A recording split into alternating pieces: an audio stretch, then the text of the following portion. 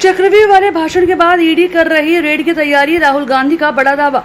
लोकसभा में अपने चक्रव्यूह वाले बयान के बाद अब नेता प्रतिपक्ष और कांग्रेस सांसद राहुल गांधी ने बड़ा आरोप लगाया है। उन्होंने सोशल मीडिया प्लेटफॉर्म एक्स पर पोस्ट करते हुए कहा कि ईडी उनके खिलाफ रेड करने की तैयारी कर रही है। राहुल गांधी ने दावा किया कि संसद में उनके चक्रव्यूह वाले भाषण के बाद उनके खिलाफ अब साजिश की जा रही है। उनका दावा है कि ईडी के अंदरूनी सूत्र उन्हें छापेमारी के बारे में जानकारी दी है। स्पीकर सर, हजारों साल पहले हरियाणा में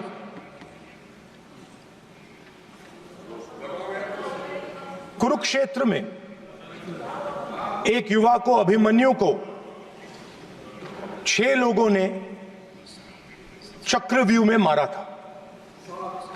6 चक्रव्यूह में फंसाकर मारा था। सर, चक्रव्यूह के अंदर डर होता है, हिंसा होती है, और अभिमन्यु को चक्रव्यूह में फंसाकर, ट्रैप कर 6 लोगों ने मारा। मैंने चक्रव्यूह के बारे में थोड़ी रिसर्च की और पता लगा कि चक्रव्यूह का एक दूसरा नाम होता है पद्मव्यूह, मतलब लोटस फॉर्मेशन। तो जो चक्रव्यूह होता है स्पीकर सर, वो लोटस के शेप में होता है, कमल के फूल के शेप में होता है।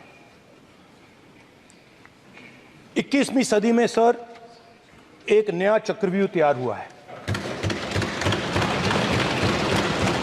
स्पीकर सर, वो भी लोटस की शेप में है सर, और उसका चिन्ह प्रधानमंत्री जी अपनी छाती पर लगा के चलते हैं। सर, जो अभिमन्यु के साथ किया गया था, जो अभिमन्यु को चक्रव्यूह में फंसाया गया था, वही हिंदुस्तान के साथ किया गया है। हिंदुस्तान के युवाओं के साथ, हिंदुस्तान के किसानों के साथ, हमारी माताओं बहनों के साथ, स्मॉल बिजनेसेस के साथ, मीडियम साइज बिजनेस के साथ। सर, अभिमन्यु को 6 लोगों ने मारा था। उनके नाम द्रोणाचार्य, कर्ण, कृपाचार्य, कृतवर्मा, अश्वत्थामा और शकुनी। सर, आज भी चक्रव्यूह के बीच में 6 लोग हैं। सर, चक्रव्यूह के बिल्कुल सेंटर में, चक्रव्यूह में हजारों लोग होते हैं सर, मगर उसके बिल्कुल सेंटर में 6 लोग कंट्रोल करते हैं। तो जैसे उस टाइम 6 लोग कंट्रोल करते थे, वैसे आज भी 6 लोग कंट्रोल कर रहे हैं। चक्रव्यूह को नरेंद्र मोदी जी, अमित शाह जी, मोहन भगवत जी, अजीत दोवल जी, अंबानी और अदानी जी कंट्रोल कर रहे हैं। प्लीज एक मिनट प्लीज। नहीं सब बोलने दीजिए। हाँ, आप बैठिए। माननीय सदस्य, आप संवैधानिक पद पर हैं।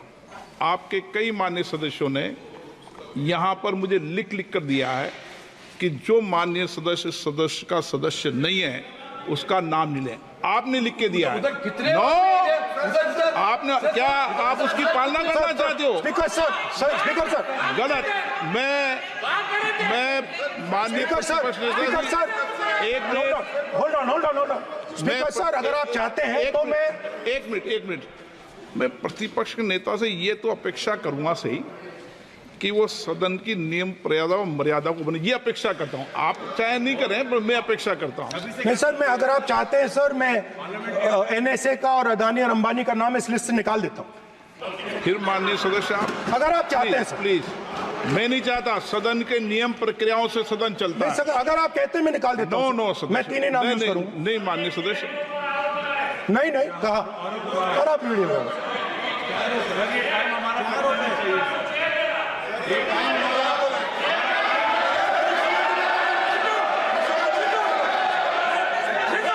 आप मत उठिए सब, प्लीज। या आप समझाइए। हाँ, आप Speaker sir, the Chakravyu that has captured India has 3 forces behind it. First is the idea of monopoly capital, that 2 people should be allowed to own the entire Indian wealth. So one element of the Chakravyuh is coming from the concentration of financial power. The second element, sir, मैं budget को explain कर रहा हूँ sir. मैं आ रहा हूँ, वहीं आ रहा हूँ sir. So one element is financial power.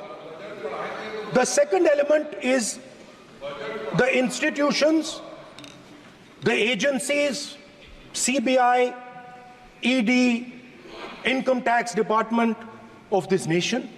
And the third is the political executive. Speaker, sir, these three together are at the heart of the Chakravyuh. And they have devastated this country. Speaker, sir, my expectation was that this budget would weaken the power of this Chakravyuh. That this budget would help the farmers of this country, would help the youth of this country, would help the laborers, the small businesses of this country. But what I have seen is that this budget, the sole aim of this budget, iski jo niyat hai, it is to strengthen this framework, the framework of big business, monopoly business, the framework of a political monopoly that destroys the democratic structure, and finally the framework of what one can call the deep state or the agencies. And the result of this has been the first पहला काम इस चक्रव्यूह ने क्या किया, जो हिंदुस्तान को रोजगार देते हैं, स्मॉल एंड मीडियम बिजनेसेस हैं, जो करोड़ों युवाओं को रोजगार देते थे, उन पर इस चक्रव्यूह ने आक्रमण किया। कैसे किया? नोटबंदी, जीएसटी और टैक्स टेररिज्म। आप लोग आतंकवाद की बात करते हो, पूरे देश में अगर कोई भी व्यक्ति छोटा बिजनेस चलाता है तो रात को उसको फोन कॉल आता है इनकम टैक्स डिपार्टमेंट से, जीएसटी से, और टैक्स टेररिज्म का वो शिकार बनता है। इस टैक्स टेररिज्म को रोकने के लिए बजट में आपने कुछ नहीं किया है। तो टैक्स टेररिज्म के कारण और ये जो आपकी नीतियां हैं, जो आपने कोविड के समय बड़े बिजनेसेस की मदद की और जो स्मॉल एंड मीडियम बिजनेसेस थे उनको खत्म किया, उसके कारण आज हिंदुस्तान के युवाओं को रोजगार नहीं मिल सकता है।